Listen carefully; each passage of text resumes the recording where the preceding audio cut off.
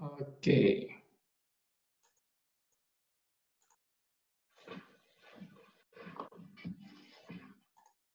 Assalamualaikum warahmatullahi wabarakatuh. Halo teman-teman semuanya, apa kabar? Kembali lagi di podcast Ideal. Mari ngobrol, mari cerita.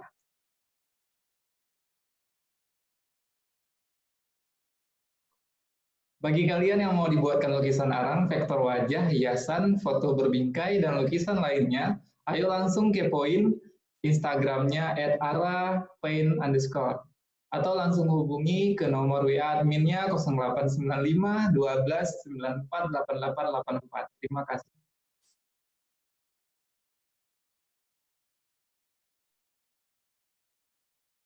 Oke, teman-teman semuanya, kita kedatangan tamu jauh dari Jerman ini. Nah, jadi tamu kita kali ini untuk podcast Ideal adalah salah satu putra Aceh yang melanjutkan studi S2-nya di Jerman. Nah, kita sapa dulu ini Bang Sadikin Nugraha yang sudah bergabung dengan kita di sini. Oke. Oke, halo, assalamualaikum Bang Sadikin. Waalaikumsalam warahmatullahi wabarakatuh. Bentar ya. Ini Oke, Bang. bisa gini ya. Bentar ya. Oke, Bentar. baik. Nah, teman-teman semuanya, pendengar podcast Ideal, karena kebanyakan dari konten Ideal adalah salah satunya tentang informasi studi di Jerman, baik itu beasiswa ataupun informasi belajar bahasa Jerman. Jadi kali ini kita kedatangan tamu orang Aceh ini, ya. Kita sapa dulu nih, kita sapa ulang nih Bang Sadikin yang langsung dari Jerman ini ya. Oke Bang. Iya, alhamdulillah nih. Iya, Aidil, gimana? Bigat. Kedengaran nggak nih suaranya nih? Gimana Bang? Suaranya kedengaran nggak tapi? Bisa, suaranya kedengaran. Bisa ya, oke. Oke. Gimana kabarnya Bang? Bigat dia? Ya, alhamdulillah sehat ya selama di sini. Ya kebetulan kan kita juga nggak terlalu banyak kegiatan lagi karena lagi libur. Jadi ya di rumah aja kerjain tugas apa yang bisa dikerjain di sini, nggak kayak normal biasanya lah, jadi ada perubahan banyak di sini. Oke Bang, kayaknya nih suaranya terlalu kecil deh, mungkin bisa dikondisikan biar teman-teman Ini udah kedengaran belum? dengar dengan Ini udah. jelas. Ini gimana? Tadi agak ini sih, bentar ya. Oke. Ini udah gimana? Masih kecil Bang. Ini? Kalau gini? Coba dites Bang. Cek. Halo? Tapi masih kecil ya Bang, suaranya. Ini gimana? Kecil nggak? Itu udah mulai apa? Bisa kedengaran. Oh, berarti di sini mic-nya deh. Harus ada usaha lebih ya. Harus ada usaha lebih nih. Oke, gini aja nggak apa-apa. Nah, jadi kita baru tahu juga ya Bang, sebulan terakhir kalau kita itu satu alma mater dulu di Unsiah ya? Unsiah ya. Oh, nah, jadi alhamdulillah. salah satu adik letting lah di kampus Unsia. Oke, nah kita akan fokus ke Bang Sadikin kali ini karena temanya kita kali ini teman-teman pendengar semuanya adalah studi in Jerman. Jadi kita akan banyak cerita-cerita santai aja tentang studi di Jerman. Tapi ada alangkah baiknya kita kenalan dulu nih sama Bang Sadikin. Nah, oke, silakan Bang. Ya, assalamualaikum warahmatullahi wabarakatuh. Selamat siang buat kawan-kawan. Di sini kebetulan lagi siang ya. Selamat sore buat kawan-kawan yang ada di Indonesia. Nama saya Sadikin Nugraha. Saya berasal dari Aceh. Saat ini saya sedang mengambil program Master MBA di Leipzig University. Jurusan saya itu SET MBA, Small Enterprise Medium Size, Promotion and Training. Jadi kegiatannya sehari-hari ini karena kebetulan ini lagi riset proposal ya, jadi kita lagi collecting data juga. samping itu juga kita aktif barengan dengan teman-teman mahasiswa Aceh di sini. Ada yang dengan IMAN, Ikatan Mahasiswa Aceh Jerman. Jadi kita selain kuliah juga ada beberapa kegiatan dengan kawan-kawan dari Aceh. Ya itu aja mungkin sedikit perkenalannya. Mungkin ada yang ditanyakan nanti ya. Wah, berarti Abang aktif di IMAN ya, Ikatan Mahasiswa Aceh di Jerman, Bang ya? Iya, insya Allah. Oke. Boleh share Bang pengalaman tinggal di Jerman? Oh ya, Abang di kota mana dan sudah berapa lama Bang stay di Jerman? Nah, pertama kali sampai di Jerman itu tahun lalu, tepatnya sekitar akhir bulan 9, sama bulannya seperti bulan ini, akhir bulan 9 atau di awal Oktober ya. Jadi kurang lebih sudah tinggal di Jerman sekitar 1 tahun. Wah, sudah setahun Bang ya? Ya, cukup banyak sebenarnya hal-hal menarik kalau misalnya kita ceritakan satu persatu pengalaman khususnya di Jerman.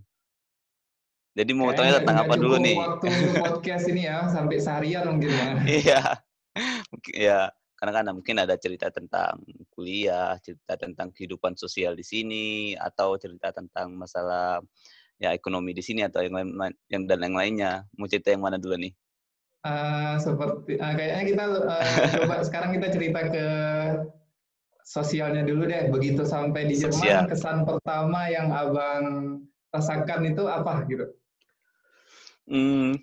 Kalau secara sosial memang berbanding terbalik ya dengan kondisi sosial kita yang di Indonesia, yang salah satu contohnya saling sapa menyapa, atau yang kedua itu kita sifatnya gotong royong dalam kegiatan apapun gitu.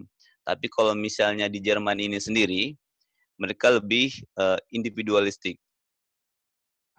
Jadi apapun kegiatan biasanya dilakukan, maksudnya bukan dilakukan secara sendiri ya, tapi mereka lebih fokus pada diri sendiri gitu. Kalau kita kan mungkin masih memperhatikan gimana yang lain dan yang lainnya, tetangga atau masyarakat. Tapi kalau di sini lebih fokus pada diri sendiri, tapi bekerjanya tetap dalam tim gitu.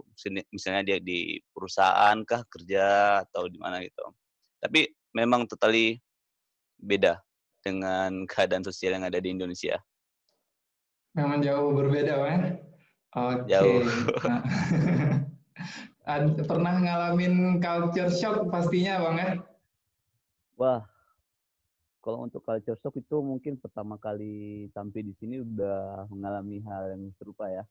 Contoh misalnya kita sampai di Frankfurt waktu itu.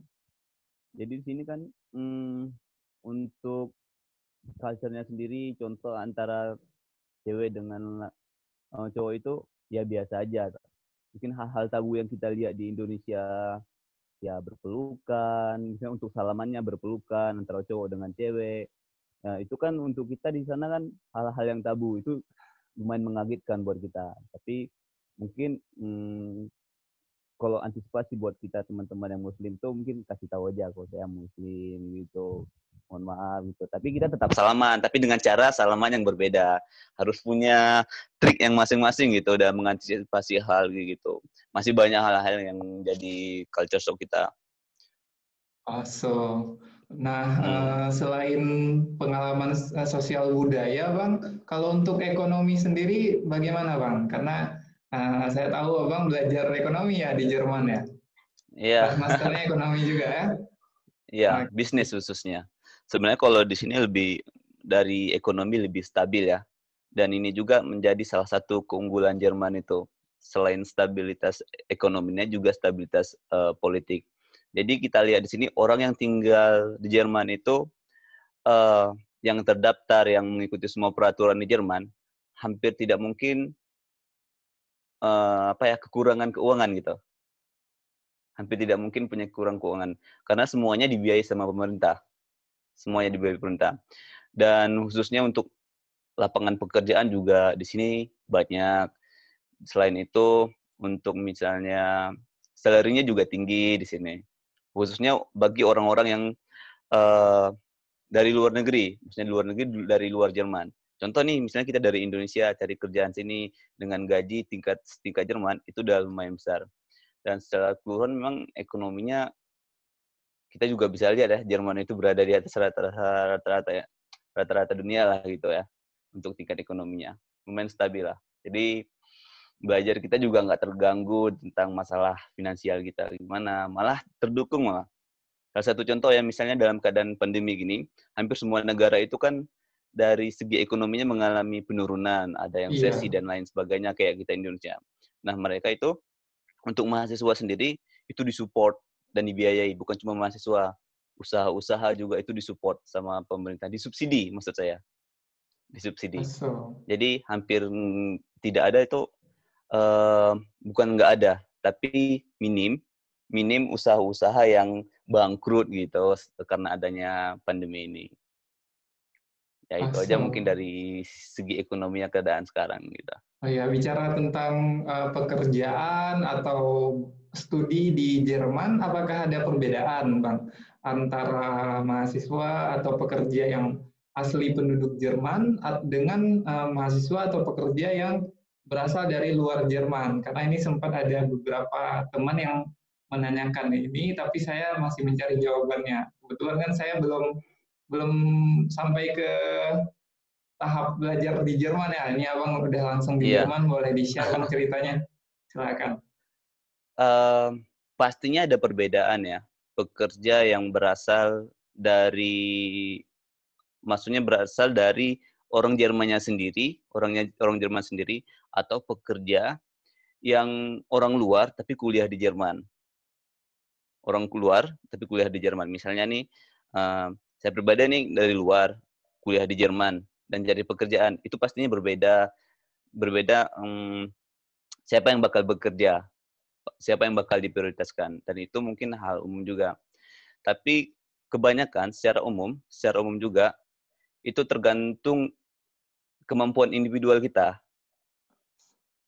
Ya, dalam perspektif perusahaan, misalnya dalam perspektif perusahaan yang di sini tergantung kemampuannya. Ya, kalau memang orang Jermannya nggak punya kemampuan, tapi orang luar negeri punya kemampuan lebih, secara otomatis pasti orang luar negeri yang punya kemampuan tinggi yang diprioritaskan.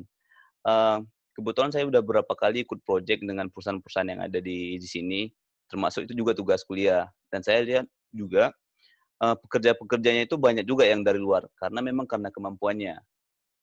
Karena kemampuannya itu memang sangat mumpuni ya.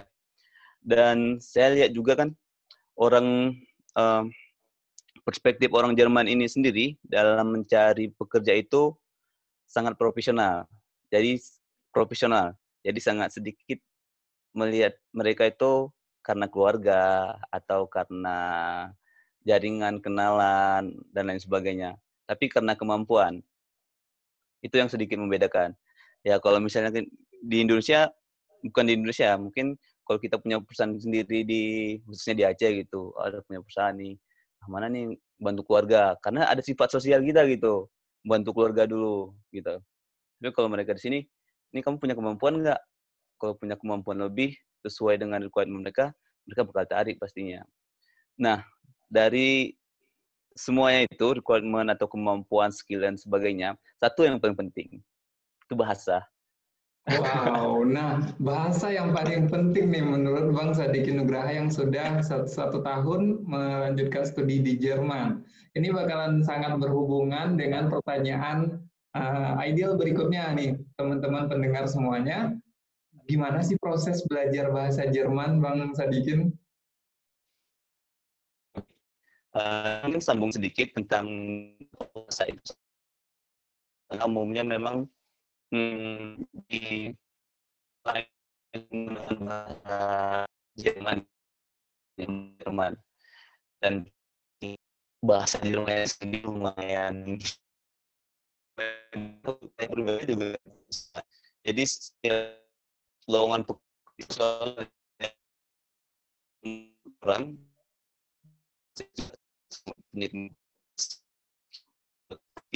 juga sangat prioritas. Oke, sepertinya kita mengalami gangguan sinyal, jadi di pause dulu ya teman-teman semuanya. Oke, nah bahasa itu memang paling penting ya Bang? Ya kalau di sini sih lumayan penting untuk bahasa Jermannya sendiri. Kalau misalnya kita mau kerja khususnya, atau mau stay lebih lama di Jerman sendiri. Tapi kalau misalnya cuma untuk belajar aja, apabila jurusan itu bahasa Inggris, memang cukup sih bahasa Inggris. Tapi tetap harus ada minimal A1 atau A2 lah. Oke. Untuk perkuliahan sendiri ada mensyaratkan sertifikat bahasa kah atau bagaimana, Bang? Sertifikat bahasa itu ada 2, sertifikat bahasa Inggris atau sertifikat bahasa Jerman. Nah, untuk persyaratannya sendiri itu tergantung program jurusannya dan tergantung dari kampusnya sendiri. Ada program jurusan yang mengharuskan kita itu bahasa Jerman dengan bahasa Inggris. Ada yang mengharuskan bahasa Inggris saja, ada juga yang mengharuskan bahasa Jerman aja. Jadi kita harus lihat dulu nih, kalau kita memang kepingin kelasnya berbahasa Jerman, otomatis kita harus punya sertifikat minimal C1 atau C2 gitu. Tapi kalau misalnya kelasnya itu bahasa Inggris saja, itu variatif. Ada yang IELTS-nya minta 6 atau 6,5. Ada juga gabung keduanya. Jadi kalau misalnya gabung, kita harus punya kedua-duanya. Jadi tergantung. Tergantung universitasnya, Bang ya. Jadi mereka Tergantung punya universitasnya dan tergantung jurusan. Oke. Nah, untuk proses perkuliahannya itu, Bang, terkait syarat. Tadi kita udah menyinggung tentang syarat juga, Bang ya. Nah, proses persiapannya itu bagaimana, Bang? Karena kita memang podcast ini rada terbatas, jadi kita nge-flow aja ya interviewnya. Sangat menarik sebenarnya pertanyaan itu, persiapannya itu gimana. Iya, karena kan banyak teman-teman pendengar semuanya pada penasaran pastinya. Jangankan teman-teman semuanya ya, Ideal pribadi kan terus mengupdate informasi gitu. Ketika ada kesempatan, sudah tahu informasi. Betul. Sebenarnya sangat menarik pertanyaan ini, persiapannya seperti apa. Karena saya pribadi juga persiapannya lumayan panjang juga, khususnya dalam mempersiapkan bahasa. Yang paling penting dari semua persyaratan yang ada itu adalah bahasa, khususnya bahasa Inggris atau IELTS. Dan selanjutnya, bahasa Jerman itu tergantung kita didanai dengan sponsor atau enggak gitu. Tapi wajib bahasa Jerman. Kalau misalnya bahasa Jerman juga menjadi persyaratan, nanti pastinya bakal didukung sama beasiswa kita. Contoh kalau di Jerman itu kan ada DAD, nanti kita disekolahkan atau dikhususkan dengan DAD. Nah, persiapan bahasa Inggris itu yang paling utama. Karena hampir semua jurusan untuk international student butuh sertifikat IELTS. Dan untuk mendapatkan beasiswa, itu butuh IELTS. Jadi setiap langkah, baik itu mendapatkan beasiswa, baik itu mendapatkan jurusan, itu butuh IELTS yang pertama. Kalau bahasa Jermannya itu tambahan plus. Kalau bisa, kalau memang ada itu tambahan plus. Itu tambahan plus. Tergantung nanti kita jurusannya apa.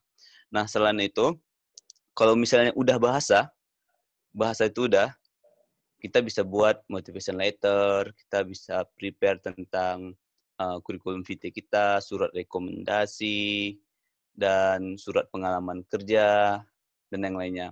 Tapi kan dibandingkan dengan bahasa ini kan butuh waktu ya. Iya, benar. Kalau saya pribadi kebetulan orangnya bukan orang linguistik tuh. Jadi agak lama belajar bahasanya. Lama kali belajar bahasa. Tapi mungkin kayak Aidil kan udah guru bahasa Jerman gitu. Jadi udah familiar dengan bahasa Jerman atau dengan bahasa Inggris. Lebih mudah atau cepat untuk belajar bahasa itu. Jadi mungkin bisa berbarengan dalam sampai sekarang menyusun masih dokumen-dokumennya. Ya, Bang, belajarnya. Iya benar. Intinya semua dokumen persyaratan itu harus dilengkapi. Lihat aja nanti persyaratan umum dari kampus, lihat satu lagi persyaratan umum dari beasiswanya. Kalau kita lihat semua dokumen kita udah lengkap, baru insya Allah kita udah bisa nge-apply gitu. Tapi kalau memang masih ada yang kurang-kurang, lengkapi dulu persiapan itu. Walaupun itu hanya dokumen kecil, contoh kayak surat rekomendasi dari dosen atau dari tokoh pendidikan gitu. Itu penting kita segera buat supaya nanti satu persatu kita udah punya dokumennya, udah kita susun. Jadi ketika nanti ada pendaftaran beasiswa atau ada pendaftaran kampus, kita udah bisa apply. Itu aku rasa itu udah persiapan yang paling matang tuh insya Allah kalau semua dokumen udah ada. Jadi dari sekian banyak dokumen yang paling penting untuk disiapkan IELTS berarti ya, kesimpulannya di situ Bang ya. Iya, Abang pribadi Karena menyimpulkan prosesnya juga lumayan butuh proses yang lama, butuh waktu, butuh konsentrasi juga pastinya Bang ya. IELTS itu paling penting kalau menurut Abang pribadi. Abang nggak saran kalau untuk di Jerman atau yang mau kuliah di Eropa, nggak sarankan sekarang itu belajar TOEFL. Kecuali mungkin di Indonesia untuk kerja, tergantung tujuan nih sekarang nih mau belajar bahasa Inggrisnya, mau untuk kerja kah atau untuk beasiswa dalam negeri itu bisa TOEFL. Tapi kalau teman-teman yang ingin yang kuliah di Jerman atau di negara lain yang ada di Eropa, itu bahasa Inggrisnya melalui sertifikat IELTS itu yang nomor 1. Itu yang paling penting. Kalau ada itu, Abang bisa bilang gimana ya, hampir 50% insya Allah beasiswanya mungkin bisa di tangan gitu. Tinggal kita tambah dengan motivation letter kita, ide-ide kita, interview kita gimana. Nah, yang lain tambahan lah insya Allah. Tapi kalau ada IELTS, mudah-mudahan IELTS udah bisa dapat IELTS segera. Amin Bang. Oke teman-teman pendengar semuanya, yang paling penting kejar IELTS kita juga ya, semangat berjuang ya.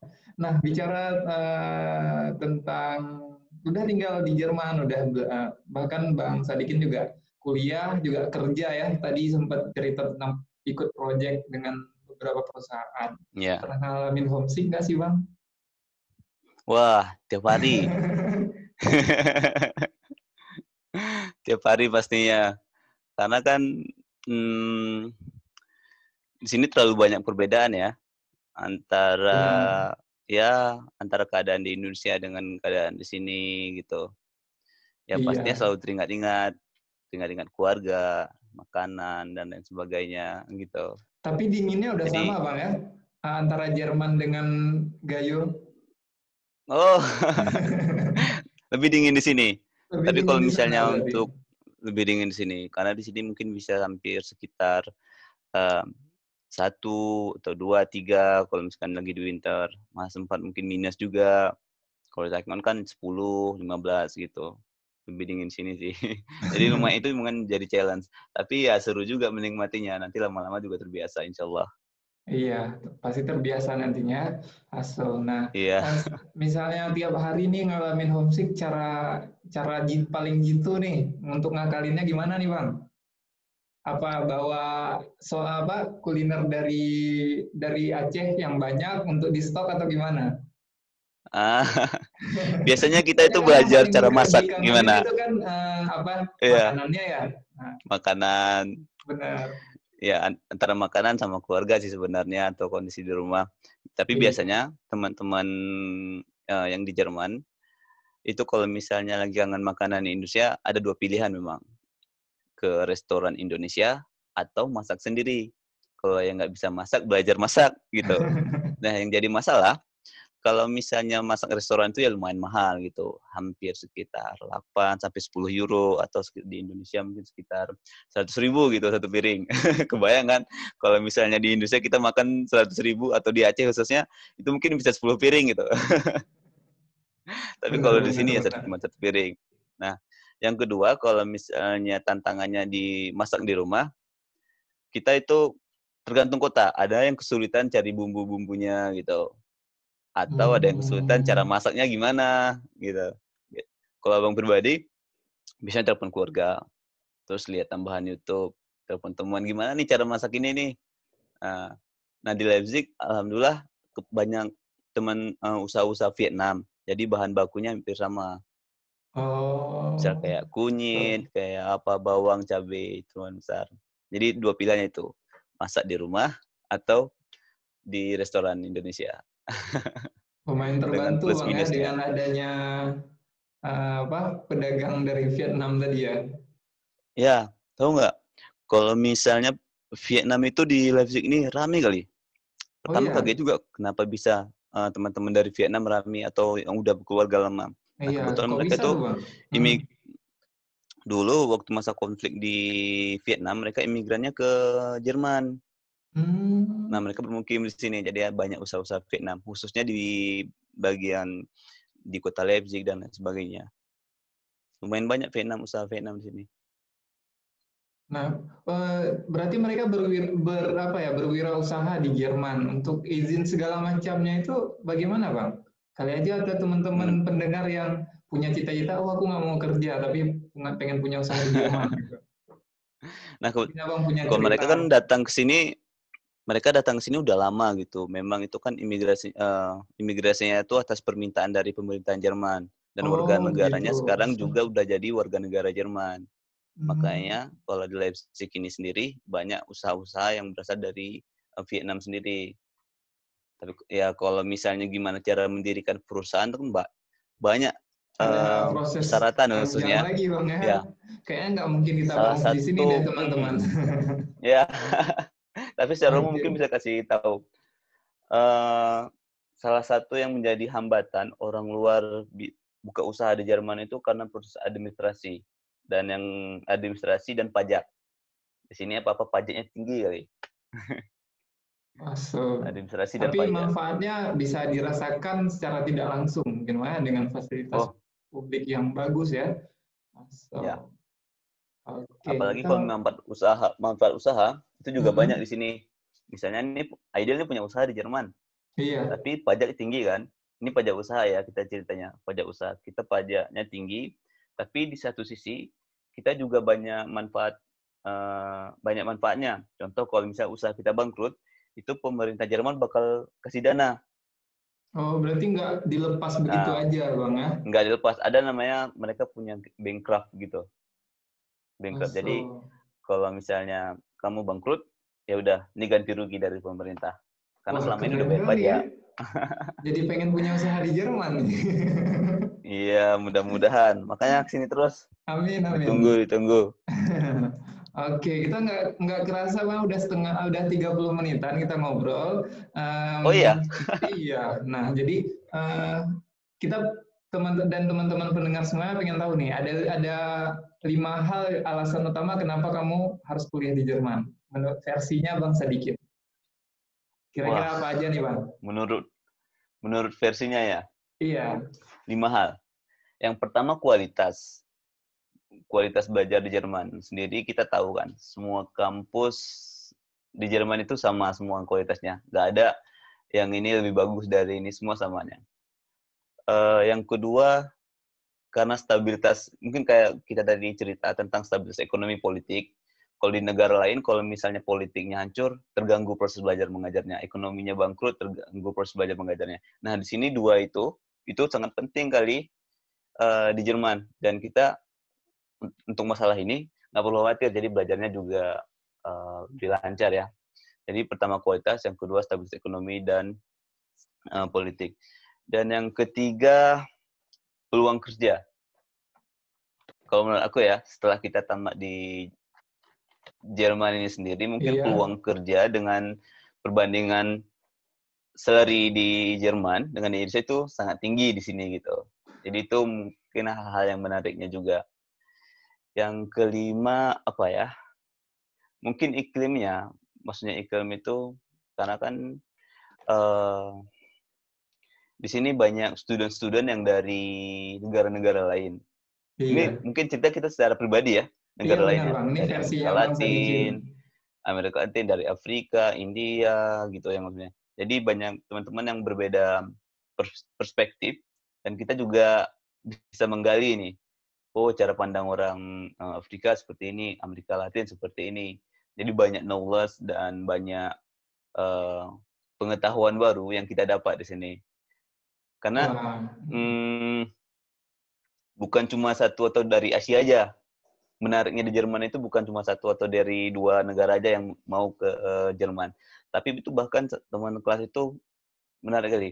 Ada yang dari Amerika juga pingin kuliahnya ke Jerman karena kualitasnya bagus. Ada yang dari Afrika, ada yang dari Brazil, semuanya. Dan itu selain modul yang mereka punya dari Jerman sendiri, tapi pengalaman yang di luar itu sangat menarik.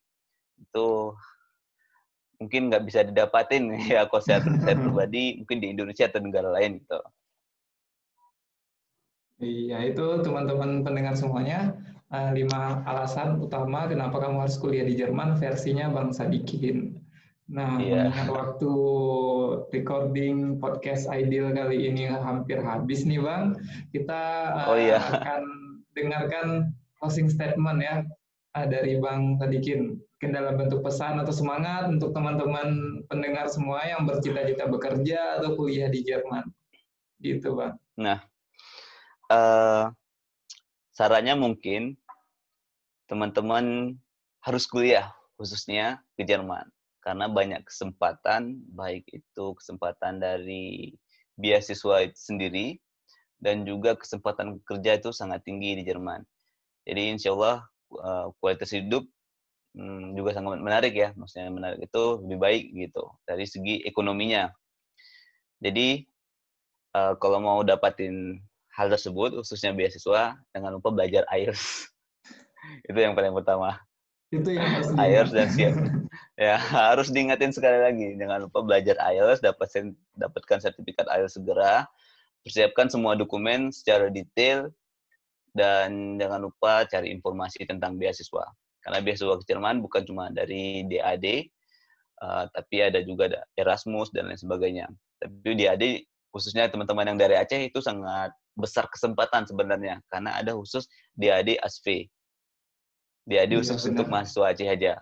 Ya, tapi di satu sisi juga bisa daftar DAD EPOS gitu. Jadi kalau teman-teman dari Aceh punya 2 kesempatan untuk daftar DAD, bisa DAD ASV atau DAD EPOS gitu. Tapi jangan khawatir, teman-teman dari keseluruhan daerah di Indonesia juga punya kesempatan yang sama dengan beasiswa yang lainnya. Semangat, mudah-mudahan nanti bisa ketemu di Jerman. Khususnya Aidil nanti, insya Allah ya. Amin, segera. Amin. Oke, Bang Sadikin, terima kasih banyak waktunya. Kita udah rencanain temu online ini dari sekian lama ya, dari beberapa bulan yang lalu kayaknya. Ya, mohon maaf juga nih Aidilnya, akhirnya bisa sekarang nih. Perkuliahan atau berbagai kegiatan pastinya ya.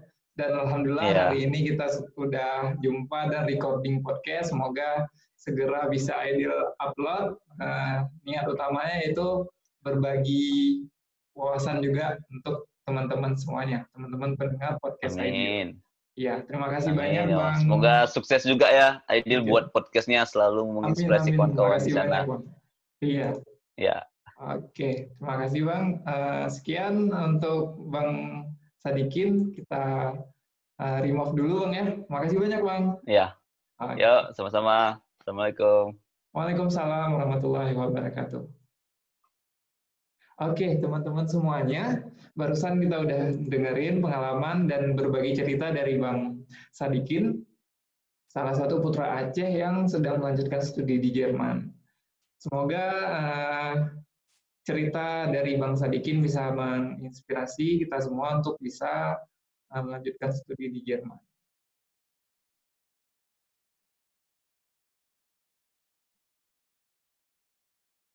Bagi kalian yang suka karya kerajinan tangan yang terbuat dari rotan, ada info menarik nih. Teman-teman bisa kepoin Instagramnya @ratancutbang atau hubungi langsung ke nomor WA adminnya 082160201355. Terima kasih.